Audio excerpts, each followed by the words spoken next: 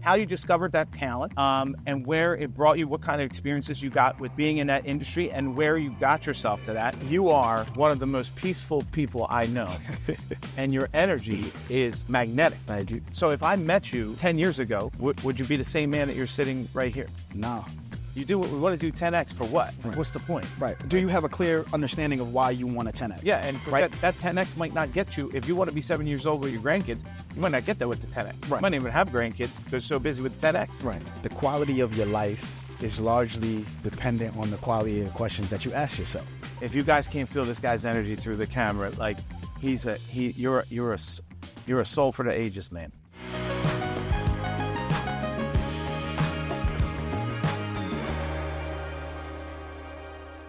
Hey guys, thank you for watching the Real Estate Doctor podcast. If you get value from this episode, which I know you will, please hit the subscribe button, like it, comment, do your thing. Hello and welcome to the Real Estate Doctor podcast. I'm here to educate, inspire. That's what we're going to do in this episode, and educate you. I'm here with Lakim Desir, my near and dear friend from the Mediation. We met 2 years ago. He's unbelievable. Believe it or not, he's like an aerospace engineer. You know, I don't know, it's too smart for me just to say that, working for some of the biggest companies in the United States and I guess the world for 10 years. And now he's traveling the world helping men's advocacy with mental health and meditation. And, you know, I'm going to let him talk a little bit more about this. But what I want to do is tell you guys, you know, how he impacted me first and foremost. And he really has impacted me. Before I met him, he came to our Mediation 2 years ago, and I had never meditated before. I, you know, said, look, I can't meditate. I you know, can't quiet all the stuff that goes through your head. And we did some meditation, and, you know, we worked through all this meditation, which I'll let him, he's like the expert on the meditation. But now I meditate every single day. And when I came home, I even was still having a hard time with the meditation. I was trying to meditate in my house, and he said, maybe you should do it outside of your house. And now I meditate every day, as you guys know, on the beach. And it's just, if I don't meditate, I'm not right. And La, which is what I call him, he's near and dear to my heart because, you know, he's really in tune with the spiritual side of the universe. And you know, I'm going to let him tell a little bit about his story, how he got here. And this is a little bit different of a Real Estate Doctor podcast. This is about, you know, real world stuff. And we're not going to talk too much about real estate. So, La. Jay, what's up, man? What's up, man? It's my honor to be here. We're in the beautiful Aruba, which now feels like a home for me. Thank you to you, our dear friends, and your family, man. Thanks, man, for having you. Yes. So, Where do I start? So I know you grew up in New York, in Brooklyn and Queens. Yes. So tell me how you grow up in New York and Brooklyn and Queens and end up, you know, what is it, an aerospace engineer? Is that what it is? Yeah, so industrial engineer within the aerospace industry. Okay. All right. Hey, man, it's still, you know, I actually went to, do you know I went to college for engineering? I did not know that. Yeah. I thought you were in finance. Oh, okay. Yeah. No, I did. I did it for 2 weeks. And I literally was like, hold on. I don't know any like multi-million-dollar engineers, and this shit is hard. And I'm sure there are Right. I said, but all these business guys are partying, and I know they make millions, so I'm just going to go to business school. Man, it was really hard. Yeah. So, you know, I think it's amazing. Yeah. So tell me how you discovered that talent, and where it brought you, what kind of experiences you got with being in that industry, and where you got yourself to that. Absolutely. And, you know, so. Yeah, so, you know, that question is a question that's very dear to me. Growing up in Brooklyn, I always think that, like, being in New York City, you're very exposed to a lot of, it's kind of like sensory overload, especially for a young male trying to find his way. So as I was growing up, I was kind of in the streets, right? I was 15 years old, 16 years old, trying to identify and sort of develop who I was and my character. However, there were like some influences in the streets that I really, really needed to get away from. So while I was the smart kid, I was hanging out with some of the more unfavorable people. So I had a mentor in my life who at the time I did not know that was a mentor. and he identified that I had a skill set for math and science that I did not know I had, right? Sometimes when you're good at something and you're young, you don't understand that other people are not good at it, right? So I was good at math and science, and he, as someone who worked in the school system and was a mathematician himself, he identified that I should go on the path to be an engineer. He told me that engineers make a lot of money. At that time, I hadn't known or met any engineers. And so fast forward, I went to get my first engineering degree at Binghamton University, which is a well-known research school. Then I got my second engineering degree, my master's at NYU. And then in addition to that, worked at Lockheed Martin, which is the #1 defense and aerospace contractor, working radar systems for international customers. With that, I had the opportunity to travel the world. And traveling the world through engineering was something that I love to do. And fast forward, here I am now, sort of taking a lot of the engineering principles and the way of thinking, because really what engineering is to me is taking like really complex problems and simplifying them. And so to your point, right, you don't hear about multi-millionaire engineers. Well, a lot of engineers go on to do business strategy, to become CEOs, right? Because engineering is really a way of thinking, right? And so when you take that sort of way of thinking, you can apply that to the business. Well, listen, I have a lot of respect for it. So I'm sure, like I said, I'm sure they're out there. So what was you did it for 10 years? Yes. Okay. Yeah, and you traveled the world? I mean, I guess they sent you all over. I spent most of my time in Spain, in Madrid, which I absolutely love. In Madrid? Yes. Okay. And what would you say was the most difficult thing?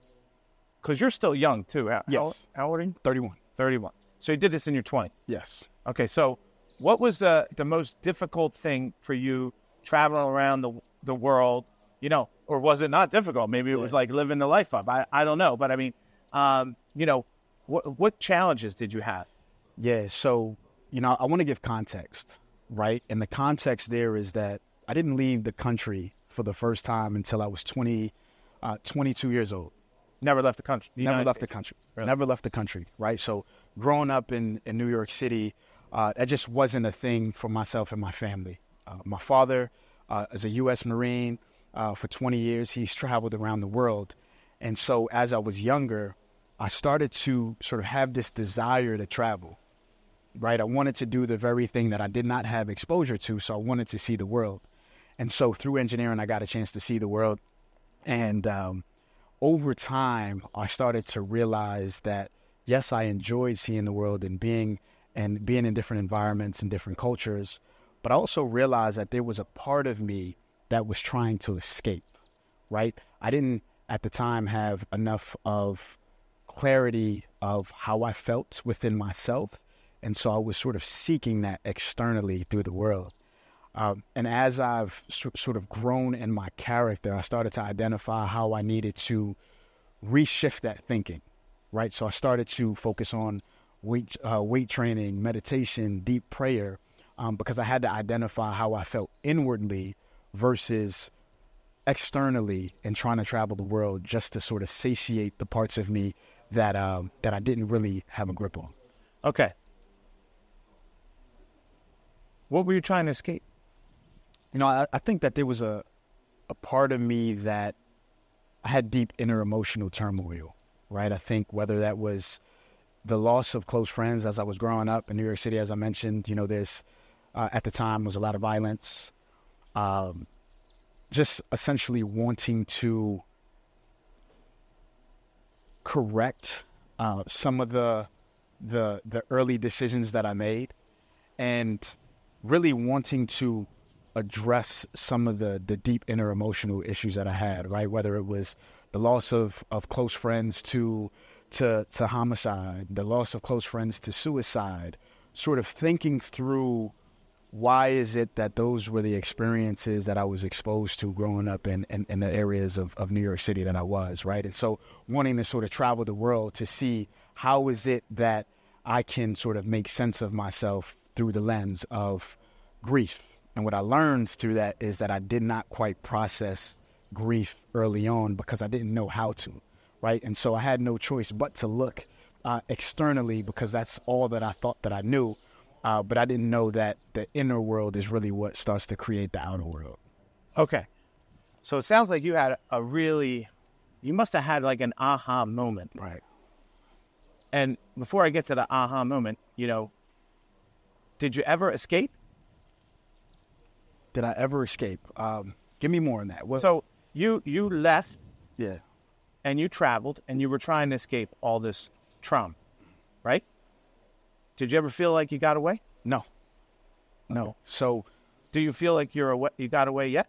No. So I think that the difference in that is that I identified that as I was traveling the world, right? It gets tricky when you start to wake up and I understand travel is a beautiful thing, right? However, because I did not have sort of because I had so much inner turmoil and such inner fury, I was looking elsewhere.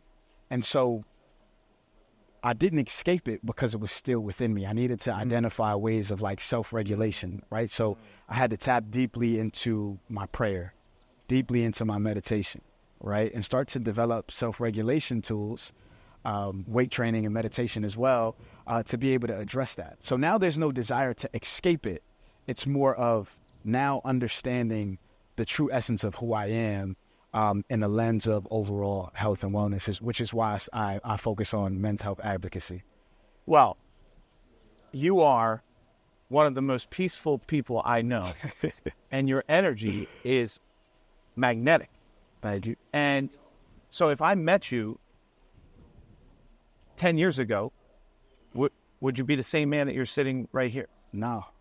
So 10 years ago, I didn't have... Or let's say 5 years. 5 years ago, no, I didn't have the peace in my heart, right? It was over time, right? So I had to identify how is it that I wanted to show up in the world, right? First, I had to assess how I was showing up in the world.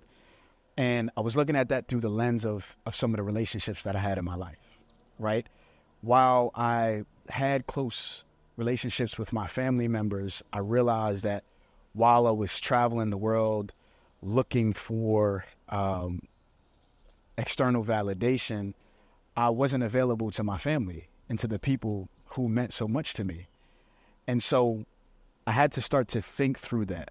And as I was thinking through that, I realized that I wasn't showing up in those relationships. And so 5 years ago, I wasn't sharp on how important those relationships mean to me, right? So as I started to look inwardly, start to do the self-regulation tools that I mentioned, whether it's prayer, meditation, weight training, it allowed me to get closer with myself, which then in turn allowed me to get closer with my family. And I think that I did not have that close of a relationship as I had thought I did. Okay. I mean, and listen, I only know you for 2 years. Yeah. So this is, and I'm trying to figure out, 5 years ago, if I met you, would I be like, this guy is not peaceful and he's not a magnetic person? Yeah. Were you a completely different person? No. I think my character was similar. I think what you would see is that I was so focused on my targets and my goals that I was just not as present as I am now. Yeah. I mean, listen, when you sit in a space, like you guys are not here, like I feel you here. I feel you. Thank you. So I'm asking some questions now. Because, I can't imagine you a different way. Right. I mean, right. You're just powerful. Thank you. So, okay. What was the aha moment? The aha moment. I think it was the realization that some of the most important relationships in my life, whether they were intimate, whether they're platonic, whether they're familial, were the relationships that weren't able to thrive, right? And so when I looked at those relationships, I looked at them from the lens of how was I showing up, if at all, in those relationships. And when I did that assessment, I learned that I really wasn't showing up because I wasn't present. I was focused on my goals, my targets. I was focusing on what the next trip would be for whomever the next client or customer would be. And that didn't allow me to be radically present or present at all in those relationships. So the aha moment is when you're not invited to certain events, not because they don't want you to be there, but because they don't think you'll be there. Wow. Right? You don't even get invited. You don't even get invited because... And they don't think they're insulting you. They're just like, you don't even want to be here. Right. Or if somebody invites you out 5 times and you can't make it 5 times, then on the 6th time... Christmas mailer. Right. Right. So with that reflection, it was, wow, I really do want to show up for those friendships. I really do want to show up for my family. And I don't want to be a victim to my goals and my targets that maybe I didn't even know why I created them in the first place. Don't want to be a victim to them and lose sight of what means the most to me, which is my family and my friendships. Okay. So I imagine you in your 20s, you're traveling the world, you're definitely making a lot of money, you're a good-looking guy. Thank you. So what the hell could be wrong? Like, how could I'm trying to, I believe, and listen, I'm a family guy, I really believe in those kind of relationships like you're talking about. Like, you know, why shouldn't people follow? I mean, you are the TikTok generation, like, hero. Right. So let me be clear in that as I was experiencing that, it didn't feel wrong, right? As I was traveling the world and I'm not focused on the family, it didn't feel like I wasn't doing that, right? It's with the reflection, it's with the sitting within myself, right? Yeah. Realizing that over time, I needed to sit with myself to identify how is it that I wanted to show up in the world, right? And what are the things that I was most passionate about, right? So at that time, if you're speaking 5 years ago, really the most important thing for me was work.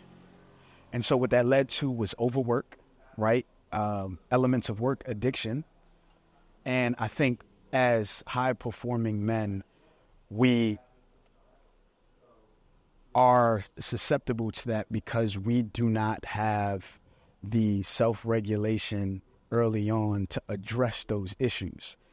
Now, I'm glad that I experienced that in my mid-20s where I was, traveling from client to client, focused on the money, focused on the goals, focused on the targets and the high performance. So that way, as I grew, I was able to identify that there was far more, right? I didn't want to be in my 60s, 70s alone. I didn't want to look back and realize that there was a significant amount of time that I did not spend with my family because I was chasing clients. Right. Now, I understand the importance of high performance still in business. And now it's how is it that I can still perform at a high level while still focusing on the elements of meditation, training, and overall like the health and wellness element of things as well. Because I also found that for a lot of those who are in the corporate world, well-being is really a buzzword, right? A lot of corporations will say, hey, we're focused on the well-being for our employees. However, I think that is really the onus of those who are in it to really say, hey, I'm not going to miss this practice, or I'm not going to miss this family function because of a deadline. Okay. So let's talk about your passion now. Yeah. So you're an advocate for men's mental and physical health. Right. What does that mean? So really it's taking a look at how is it that we can address possible areas of turmoil within our lives, right? I think before we set goals, we should first look at what our mindset is and what it feels like in our heart as well, right? So before we can create that exhaustive list, right? I feel like I was a victim to all of the things on my to-do list or all of the things on my schedule. And I think before we even focus on that, we have to think about what are our intrinsic motivators to do the things that we do, right? So for me, it was, well, I want to be 70 years old running around the backyard with my grandkids. What do I need to do to get to that point? Wow. Right? So in order to get to that point, I need to focus on my nutrition now. I need to focus on my weight training now. I need to focus on my mindset now, such that over time it compounds so that way I can make it to be the very active grandparent who is able to play with his grandkids unassisted, if we're throwing a football, if we're running through the yard, right? That's the visual that I have. And frankly, I would like to do that past 70, 80, 90, right? Unaided. And so in order to do that, I have to first sort of create systems around that. Wow, engineer. Create systems, huh? So you want to, like, how are you going to serve the world right now? Yeah. You know, that's a beautiful question. How am I going to serve the world? I think that's a heavy question, right? And I think perhaps that question also can possibly lead to back to the exhaustion, back to the possible. Ask that question again. How do you want to serve the world? How do I want to serve the world? That's a heavy question, and I think. How do you want to serve these men that you want to, like? How can you serve men that are basically? You said something earlier today that really connected with me, which was like, yeah, I heard Grant Cardone's 10x, and I wrote it down on my goals, and I went for 10x just because it was somebody told me that I should have went for. Right. Like, what's wrong with that? Right. And I understand the importance, or I understand the concept and the theory of 10x, right? I also understand that there are people who look at that philosophy, and as did I at one point. But I think it's important to create the goals that align with your intrinsic motivators, right? So I realize that if my goal is to only 10x, then I have to assess whether the things and the risks and the exposure that come with that 10x is going to be something that I'm willing to deal with, right? So maybe I don't need to focus on growth at such a tremendous rate if that's going to result in me not being available to my family, not focusing on my overall wellness, not focusing on my spiritual health. Because there's a cost. Right. There's an opportunity cost, right? There's no such thing as a free lunch. And so I'm not willing to 10x if that's going to expose me to everything that I just mentioned, including not having a healthy or sustainable lifestyle. And this is why I think you're so special, because, you know, everybody, and listen, I'm at a mastermind, we're all talking about like, hey, let's take over the world and this, that, and the other thing. And you're going, whoa. Right. You know, I don't want to take over the world if I'm going to, have this cost. Right. So do you think that we're all over, what's the word? Over-indexing? What is it? Over-indexing? Yeah, well, define over-index. Well, just focusing on, like, hyper-focusing on that one thing, right? So in the times where I was focusing on the 10X, that was the only thing that I was looking at. I was so hyper-focused at 10Xing that I wasn't able to see anything else. And other things in your life paid for that. Right. So now it's focusing on, yes, growth is important. High performance is important. However, let's do it at a rate that is sustainable. And that may differ depending on who it is that you're speaking about, or speaking to rather. But for me, it's really identifying why is it that you're choosing to make that a goal, right? I think oftentimes with high performers, you start to see that we start to create these goals, and then we get hyper-focused, over-index on them, and then over time we become victim to them if we don't achieve them in the time frame that we set. right? Because we're hyper-focused on it, right? So then what does that lead to? That leads to some type of internal, suffering or turmoil. Yeah. Now, we judge ourselves. Right. So now what if instead of going for that super aggressive 10, 15, 20x, maybe realize that 5x is acceptable. So it's really about identifying an acceptable threshold, right? Yeah. And understanding why it is that you're creating the goals. Do things with a balance. Is that a right way to say it, or a better way to say it? So I think it's understanding the intrinsic motivators. Why is it that you're choosing to do the things that you do? I want to make sure I get this, man. Right. So it's basically going, okay, we want to do 10x for what? Like, Right. what's the point? Right. Do you have a clear understanding of why you want a 10x? Yeah, and right? that 10x might not get you. If you want to be 7 years old with your grandkids, you might not get there with the 10x. Right. You might not even have grandkids because you're so busy with 10x. Right. Did I get it? Right. That's real. Yeah. Love it. All right. So I'm going to go to meditation. Yes. Okay. I think meditation is fantastic. I do it. And I'm only doing it once a day for 10 minutes. How often do you meditate? Yeah. So when I first started meditating, I would, I did it for the reasons that, I heard I would read in books that high performers would meditate, right? I would start to meditate because in my mind, it was the right thing to do, and that you should do that if you're looking to sort of, quote unquote, clear your mind, right? And so as I started to practice meditation, I started to realize that it was my way of getting closer and connecting with God, my way of assessing the quality of my thoughts, and really identifying what I felt in my heart, right? And so I went from meditating once a day for maybe about 10 minutes to now giving myself the agency to meditate and pray at any moment, right?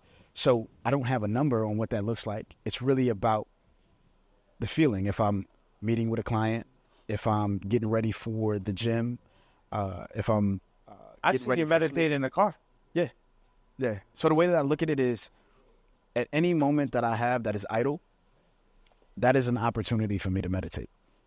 Now, do you always close your eyes when you meditate? Not always. Sometimes, I could do a walking meditation. A what kind? Walking meditation. Yeah.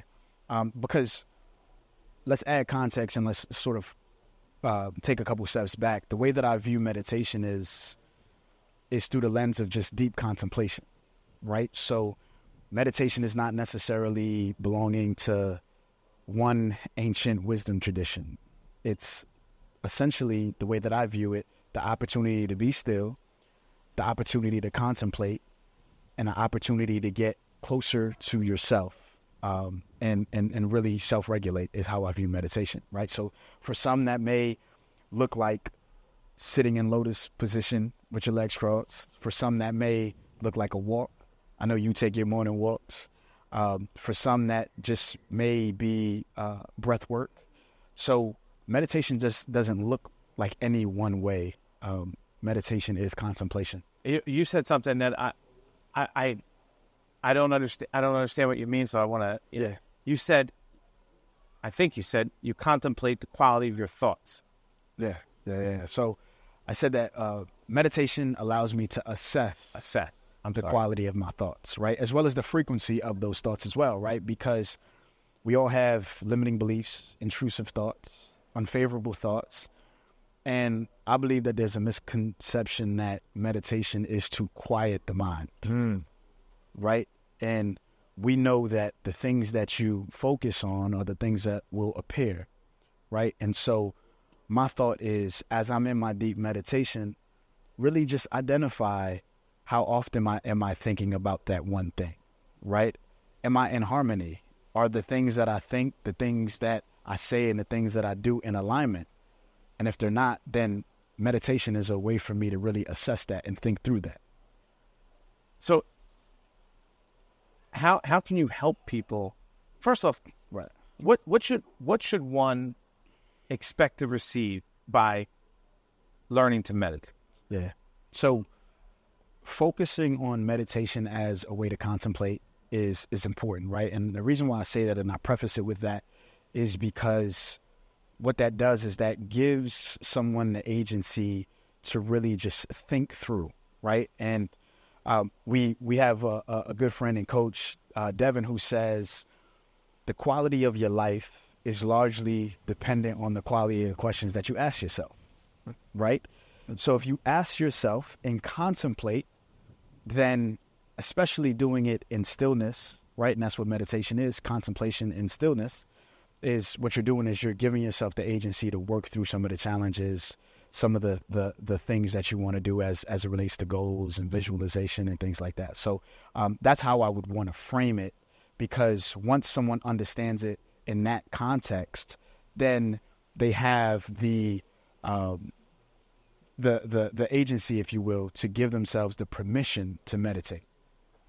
Man, this is good stuff. So what tomorrow we're going to do a meditation in the middle of the day. Now, It's not a work day, but to me, this is absolutely insane. I've tried to do it like several times.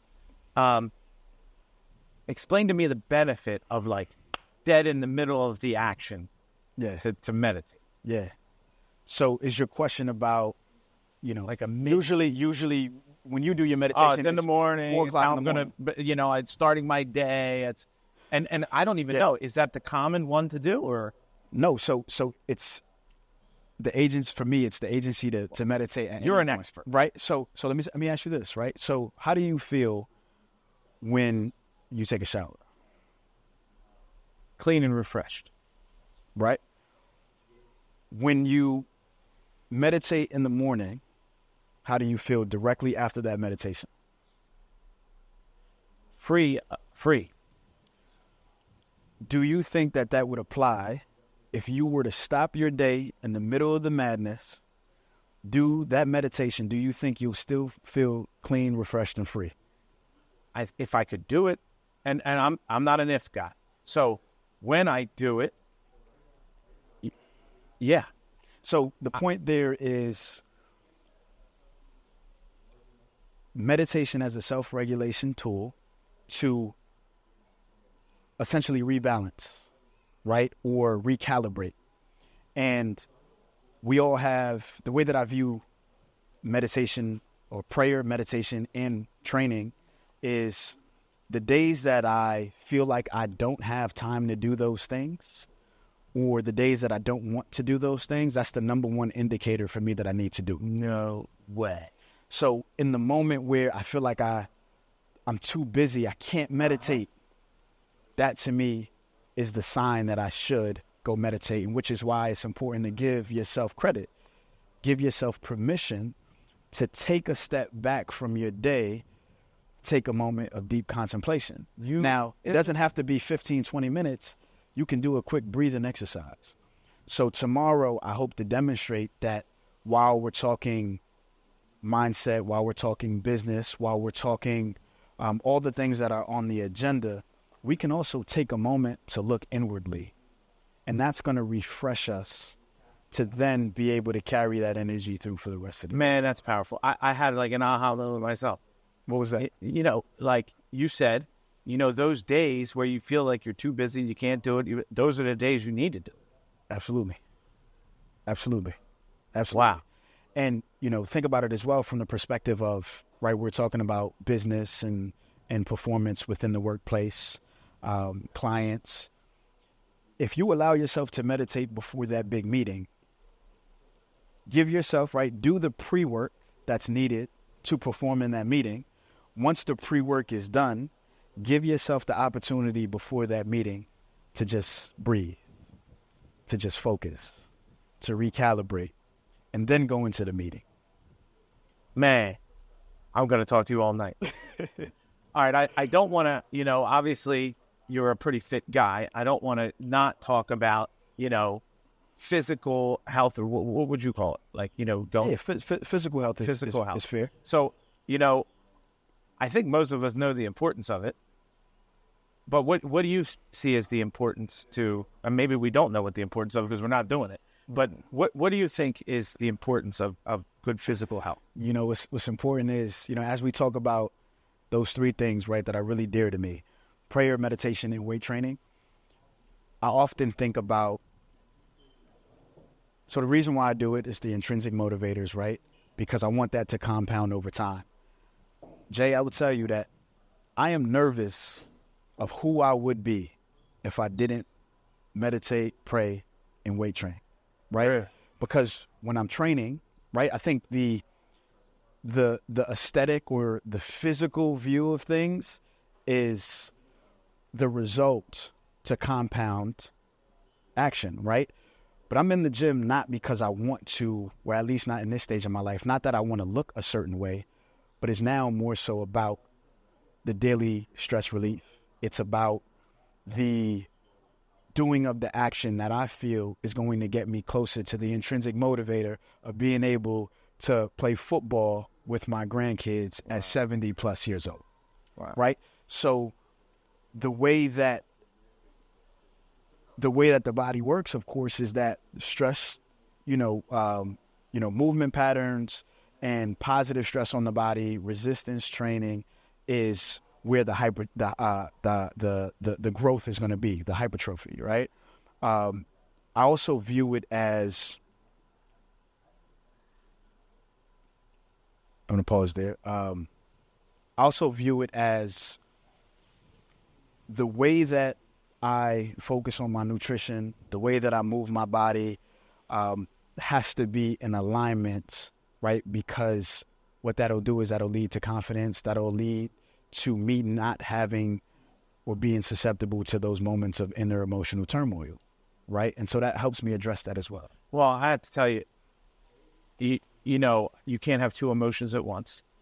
And it's scientifically proven if you do like 14 minutes of physical activity, you cannot be depressed or have anxiety. Right.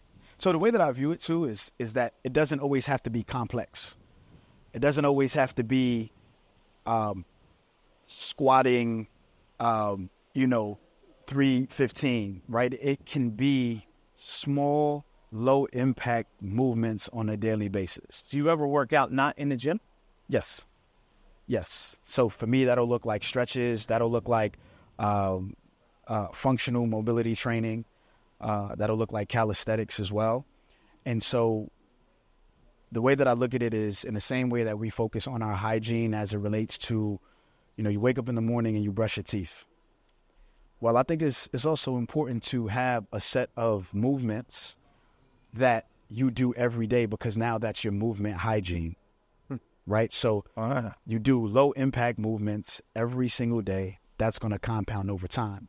And the reason why I say low impact movements is because for someone who is beginning to create the lifestyle around wellness, it's important to start to develop the habit. And so if you spend 10 minutes a day focusing on stretching your hip flexors or doing pull-ups or doing body squats, body weight squats, other mobility workouts, that's going to now condition you to start to advance at some point. So that compounding effect over time, right? Movement hygiene is going to do wondrous things for the body. Wow, movement hygiene. I never heard of that.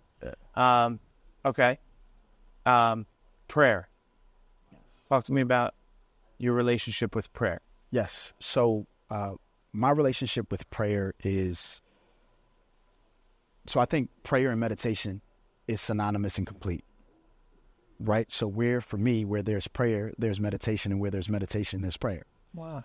And so what that is for me is it allows me to have the conversations with God and understanding that through my faith, I'm able to understand that it's not just about me, right? I'm understanding that there is a deeper relationship that's necessary. And that's where my faith is, and understanding that prayer and meditation is synonymous. I mean, if you guys can't feel this guy's energy through the camera, like you're a soul for the ages, man. Thank you, brother. I'm going to make it a little bit lighter.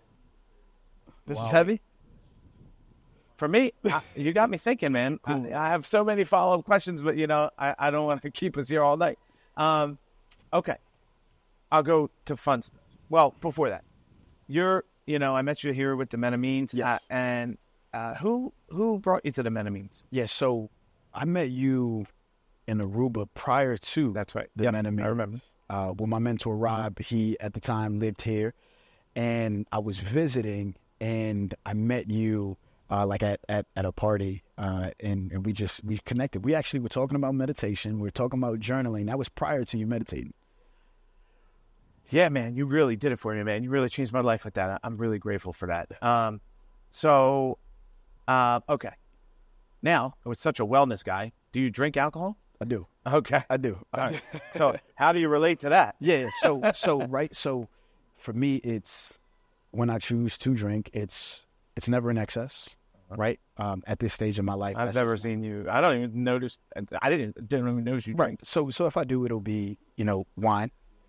I like whiskey, neat. I stay away from mixed drinks, and then also champagne, celebratory. All right. Yeah. I like that. Okay. What's your favorite thing about Aruba? Man, the favorite thing about Aruba is the joy in the people, the joy in the smiles, the stories that you hear, hearing that there's so many different languages and dialects. Yes. Do you feel welcome here? Absolutely.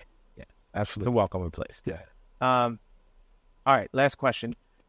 What is the biggest thing you want to accomplish, business or personal or both, this year? Yeah. So for myself, it's leveraging the work that I do in engineering and consulting to continue to invest that in real estate. We didn't even talk about real estate. We didn't talk about real estate. But that's okay, man. Yeah, next time. I wanted to be with a soul here, and I'm with a soul. Yeah. But as you know, I am also in real estate. And so what I've been doing is I've been leveraging, and which is, why I have more than a 9-to-5, right? Essentially taking what it is that I do in my career and investing that into my assets, right? So my goal is to, right, and because we're talking about growth, right? Sustainable growth. So I am looking to add on to my multifamily portfolio, but in a way that is sustainable for me. Wow. Yeah. And I'm sure you will, man. Yeah. So I'm really grateful to have you here, man. This has been a special episode to me. And I really, again, am grateful that you brought meditation into my life finally, So with that, I'm going to end this episode. And everybody, thank you for watching the Real Estate Doctors podcast, and have the best night of your life.